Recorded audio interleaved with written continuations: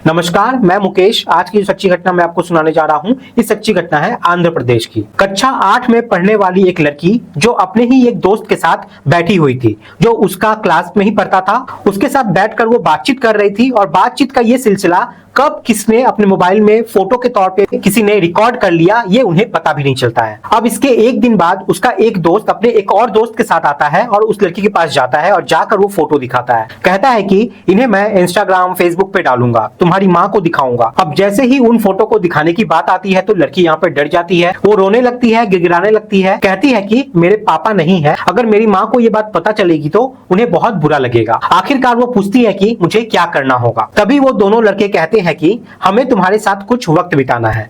और जब वो वक्त बिताया जाता है तो दोनों लड़के उस लड़की के साथ सामूहिक यहाँ पर बलात्कार करते हैं। पहली बार तो 2 लड़के होते हैं, उसके बाद 3 हो जाते हैं, 3 के बाद 4 हो जाते हैं, 5 हो जाते हैं और इस तरीके से कुछ संख्याएं जो है बढ़ती रहती है। अब इस लड़की के पिता तो थे नहीं और माँ उसकी गांव के बाहर जाकर शहर में काम करती थी। कोई नहीं जानता था कि उसकी बेटी किस दुख, किस तकलीफ, किस दर्द से गुजर रही है।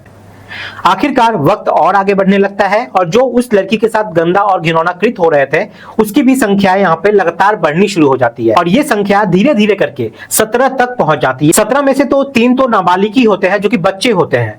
बाकी के 14 लोग जो होते हैं, किसी की उम्र 18 साल, किसी की 20 साल, किसी की 30 साल, तो किसी की 40 साल, यहां तक कि 51 साल का भी एक बूढ़ा बुजुर्ग आदमी होता है। अब ये सब काम का सिलसिला चलते चलते 24 महीने यानी कि 2 साल बीत चुके थे। अब यह जून 2025 के प्रथम सप्ताह की बात है, जब माँ शहर से वापस आती है। माँ ने जब देखा कि उसकी बेटी की जो तबीयत है वो खराब हो रही है, तो वो उसे लेके हॉस्पिटल जाती है। चेकअप के बाद डॉक्टर कहते हैं कि आपकी बेटी जो है वो लगभग 7 महीने की गर्भवती है, प्रेग्नेंट है। अब यहाँ पे माँ सोचने पे मजबूर हो जाती है, अपनी बेटी से कहती है कि बेटी, मेरी परवरिश में ऐसी कौन सी कमी रह गई थी जो तुमने ये सब घिनौना कृत्य किया है। अब जब माँ ने ये बात बोली तो बेटी सब बात अपनी माँ को यहाँ पर सुनाने लगती है। अब यहाँ पर माँ को बहुत ज्यादा गुस्सा आता है और सीधे हुए जाती है 9 जून 2025 को नजदीकी पुलिस स्टेशन में और जाने के बाद पूरी कहानी वहाँ पे बयां करती है। इसके बाद फिर पुलिस गाँव आती है, 6 आरोपियों को मौके पर ही गिरफ्तार कर लिया जाता है। उसके बाद छानबीन के दौरान और जो 11 लोग बचे हुए थे उनको भी गिरफ्तार किया जाता है।